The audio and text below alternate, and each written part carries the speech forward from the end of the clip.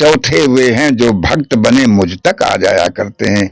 चौथे हमारे नवम सरल सब फन छल ही ना, मम भरोस ही हर्ष न दीना, ये भक्ति का पथ है। अरे कहो भगति पथ कौन प्रयासा, नहीं जप तप मख व्रत उपवासा, कोई जरूरत नहीं भक्ति में भगवान की। तो इतनी सरल भक्ति है। जाने ते कछु चीजें पापी, नाफ न पावे जन परितापी, इन्हें जान लेने से समझ लेने से ये कुछ कमजोर हो जाया करते हैं, इनका नाश कभी भी नहीं होता। जे मुनि ज्ञान निधान, मृग नैनी विधुमुख निरख, विवश होई हरिजान, विकल नहीं लिखा है। विकलता तो अपनी होती है, क्योंकि हमारे संत हुए हैं, प्रयास करते हैं, चलते हैं। ये एक बहुत बड़ा गहन विषय है, इसके विषय में तो हम लोग बातचीत करते नहीं। चले प्रसंग दुरायो तबहु, तुलसीदास जी ने कहा इसका कहीं प्रसंग चले तो भी इसको छुपा देना। काम से लड़ाई लड़ी, भगवान शंकर ने उसको भस्म कर दिया। नारद जी ब्रह्मा के मानसिक पुत्र, उन्होंने उसको जीत लिया। और कृष्ण का समायोजन युद्ध हुआ सामने सामने, 16,000 गोपियों के बीच में रहकर भी काम उनका कुछ बिगाड़ नहीं सका। तो भाई देखो, इसको कंट्रोल करने के लिए ईश्वर ही समर्थ हैं। हमारे संत हुए हैं, प्रयास करते हैं, चलते हैं। ये एक बहुत बड़ा गहन विषय है, इसके विषय में तो हम लोग बातचीत करते नहीं। चले प्रसंग दुरायो तबहु, तुलसीदास जी ने कहा इसका कहीं प्रसंग चले तो भी इसको छुपा देना, इसकी व्याख्या मत करना। तो ये तो ज्ञान पथ में जरूर आया है। पुरुष त्याग सक नारही, जे विरक्त मत धीर, अन्ना तो कामी विषया बस विमुख जे पद रघुवीर। स्त्री का त्याग नहीं कर सकते। फिर और कहा, जे मुनि ज्ञान निधान, मृग नैनी विधुमुख निरख, विवश होई हरिजान, विकल नहीं लिखा है। विकलता तो अपनी होती है, क्योंकि यहाँ विवश लिखा है। दूसरे लोग जब तुमको जबरदस्ती करेंगे तब आप विवशता आपकी हो जाएगी। विकलता तो अपनी होती है, तो यहाँ विकल नहीं आया, शब्द विवश। जे मुनि ज्ञान निधान, मृग नैनी विधुमुख निरख, विवश होई हरिजान, नारी विष्णु माया प्रगट। तो देखो भाई, ये ज्ञान पथ वालों की बातें हैं। भक्ति में उतरने में तो ऐसा कहीं प्रसंग आता नहीं है, और ना तुलसीदास जी ने मना किया, ना और किसी ने मना किया है। हाँ, हमारे शास्त्र इसका विवेचन करते हैं, जैसे पातंजलि योग है, पातंजलि जी हैं, और भी योग शास्त्र है पातंजलि जी का, न्याय शास्त्र है उनका, जैमिन का है, या किसी और का अब नहीं याद नहीं है, वैसे सिक्कनादि ऋषियों का है। तो इन सब लोगों ने इस पर व्याख्या की है, पता जोर नहीं दिया है। भक्ति मार्ग इसी से सुलभ है कि इसमें तुम्हें तमाम ये सब बातें नहीं करने की हैं बहुत ज्यादा। इसके विषय में जब आप भक्ति पर आरूढ़ हो जाएंगे, संतों के पास जाएंगे, चुपचाप सत्संग करेंगे, तो कुछ मेन पॉइंट होते हैं, उनको बता दिया जाता है। तो ये जाने ते कछु चीजें पापी, नाफ न पावे जन परितापी, इन्हें जान लेने से समझ लेने से ये कुछ कमजोर हो जाया करते हैं, इनका नाश कभी भी नहीं होता। अरे कहो भगति पथ कौन प्रयासा, नहीं जप तप मख व्रत उपवासा, कोई जरूरत नहीं भक्ति में भगवान की। तो इतनी सरल भक्ति है भगवान की। देखो, जीव कब भगवान की भक्ति करता है? जब उसको याद आता है कि मुझे मरना है अभी थोड़े दिन में, या मैं सदा नहीं रहूंगा, या दूसरों को देखता है कि मर मर के दुनिया जा रही है। गौतम जी को देखिए, गौतम बुद्ध को, वो मरा हुआ मनुष्य जा रहा था, उतार कर रखा है उन्होंने। वो बोले ये क्या है? बोले ये मर गया है। मर गया? क्या हम भी मरेंगे? हाँ महाराज, तुम भी मरो। ये देख के जब मरना है तो फिर हम ये संसार में क्यों पड़े? तो देखो, सत्य असत्य का जब ज्ञान हो जाता है, सत्य क्या है असत्य क्या है, तब वो भगवान की शरण में जाता है। और जब एक तो लाइन वो हो गई कि जब वो जानता है कि मरना ही है, तो यहाँ थोड़े दिन का फराए ऐसा डेरा है हमारा, तो हम क्यों इसके चक्कर में पड़े, हम क्यों ना जो फंत कर रहे हैं वही हम भी कर लें, संतों का कल्याण होगा तो मेरा भी हो जाएगा। तो ये देख के वो भी अपना भगवान की भक्ति करने लगते हैं। और दूसरा, जब जीव को ये ज्ञान होता है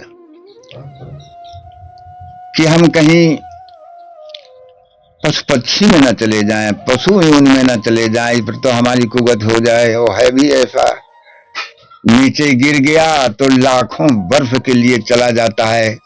वो भोग योनियां हैं, वो कर्म योनियां नहीं है। कबहू का करी करुणा नर देही, देत ईश बिन हेतु स्नेही। लाखों वर्ष में जब वो 84 लाख योनियों को जीव पार कर जाता है, तब वो फिर एक लाइन में खड़े किए जाते हैं। भाई जो 84 पार करके आए हो वो एक लाइन में खड़े हो जाए, जिनकी बाकी हो एक लाइन। तो जो पार करके आए होते हैं उन पर भगवान कृपा करते हैं अपनी तरफ से। उनका कर्म कोई ऐसा नहीं कि उनको मनुष्य जन्म मिले, प्रभु कृपा करते हैं जीव समझ के कि ये 84 भोग के आए, अब इनको अपनी तरफ से वो मनुष्य का जन्म दे देते हैं। बड़े भाग मानुष तन पावा, सुर दुर्लभ सद ग्रंथन गावा। प्रथम तो आप यही देखिए कि हम लोग विजयी हैं, विजयी। जब योनियां बांटी जा रही थी तो देखो हम लोग कितने भाग्यशाली हैं कि मानव का जन्म मिल गया हमको।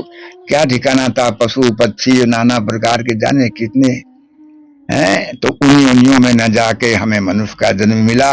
हम कितने भाग्यशाली हैं, कितने विजयी पुरुष हैं। अब यहां तक तो मैंने विजय प्राप्त कर ली, मुझे मनुष्य जन्म मिल गया। अब विजय प्राप्त करने की जरूरत है कि इसको नीचे न जाने दिया जाए।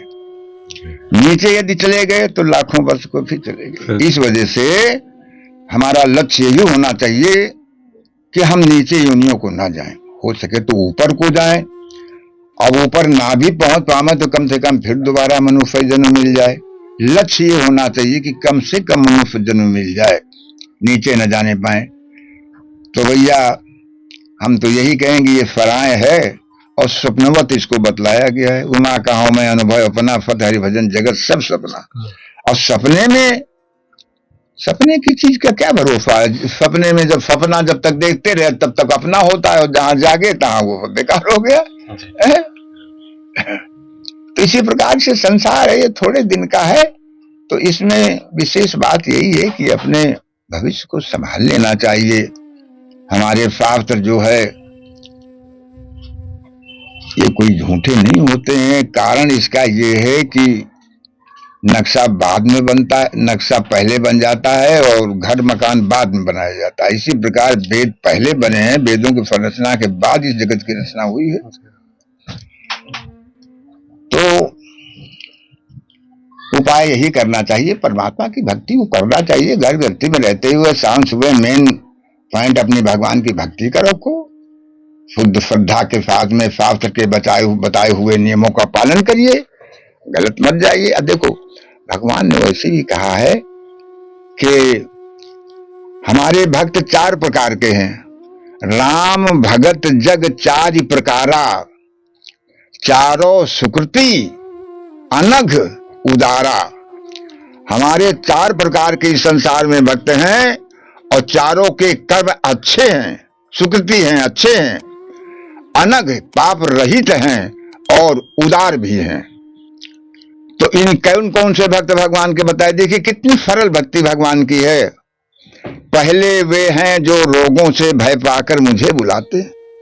रोगी शोकी वो देख रहे हैं कि सब दुनिया ठीक ठाक है और हम ही ससुआ ऐसे अभागे पैदा हुए कि कोढ़ी हो गए, लंगड़े हो गए, अंधेरे हो गए, तो आगे भविष्य ना खराब हो, आगे जन्म सुधर जाए, इसलिए बेचारे तीर्थों में पड़े हैं। वहां की माटी फाँक रहे हैं, वहां की रज में लेट रहे हैं, वहां भगवान की गंगा माता की भक्ति कर रहे हैं, तीर्थों में पड़े हुए।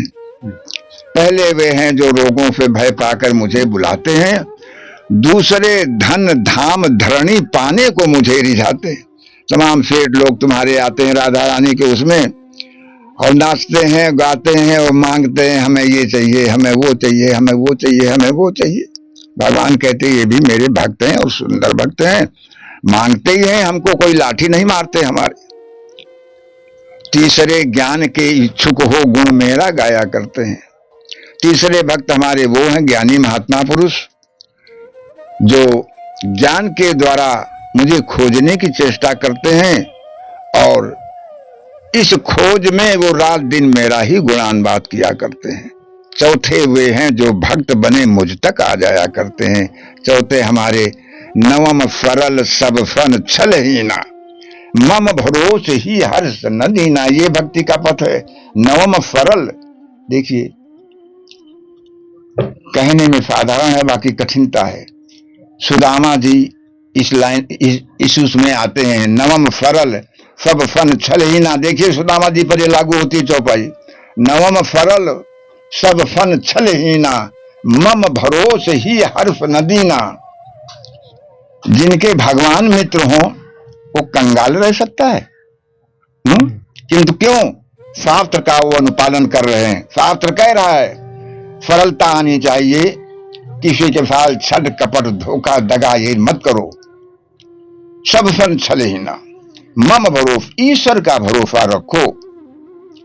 ना हर्षित हो और ना रो, कोई जरूरत तुमको नहीं है। तुम असली पथ पर हो, अपने अपने आत्मा का कल्याण करने में जुटे हुए हो। तो देखो सुदामा जी को, सुदामा जी पर ये चौपाई साहब लागू होती है, संतों पे लागू होती है ये चीज। आप लोगों पे तो नहीं लागू हो पाएगी जल्दी जल्दी पे। ऐसी बात नहीं कि गृहस्थ में ऐसे पुरुष नहीं है, गृहस्थ में ऐसे पुरुष बैठे। हमने देखा है कि यादव का घराना था, एक गांव में ले गए संत, तो उनके लड़के सब ग्रेजुएट और सब उनके खेती बाड़ी बढ़िया सब कर रहे थे, और वो गृहस्थ वो तखत पर बैठे 20 वर्ष हो गई थी, उन्होंने अन्न नहीं खाया था और घर पे बैठ करके भगवान की भक्ति कर रहे थे फर्स्ट क्लास। तो ऐसी बात नहीं कि गृहस्थ में नहीं है, गृहस्थ में है सब। नवम सरल सब सन छल ही ना, मम भरोस ही हर्ष न दीना। ये पथ है, तो ये संत पथ है। भक्ति में तो बहुत ही कम बताया गया है। प्रथम भगत संतन कर संगा, कथा प्रसंगा, ये सब चीजें नवदा भक्ति है।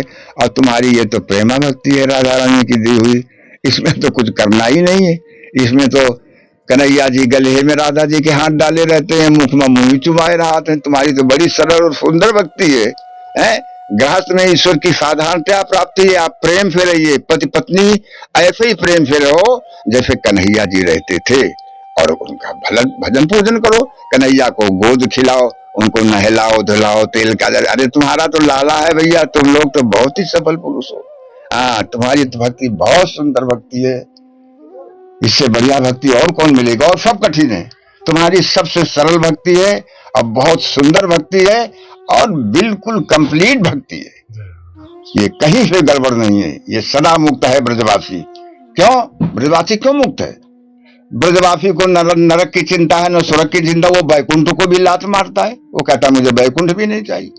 और फिर क्या कहता है, जरूरी नहीं कि मुझको मनुष्य बनाओ, पशु बनाओ, पक्षी बनाओ, पेड़ बनाओ, पौधा बनाओ, लता बनाओ, जुपता बनाओ, ब्रज में केवल मुझे ब्रज चाहिए, केवल ब्रज, ब्रज और सिर्फ ब्रज। क्यों ब्रज चाहिए? यहाँ राधा रानी बैठी हैं, कन्हैया का रास लीला होती, बढ़िया आनंद आता है, आनंद के मंगल होते हैं। ऐसा आनंद मंगल कहीं विश्व में नहीं, इसलिए तुम्हारी भक्ति बहुत सुंदर। अरे भगवान जिसकी गोदी में खेलते हो उससे बड़ा महान कौन हो सकता है भैया। तुम्हारी भक्ति बहुत सुंदर है, इसी भक्ति को करो। हमें खुद पसंद है ये भक्ति, हम तो धन्य मानते हैं आप लोगों को।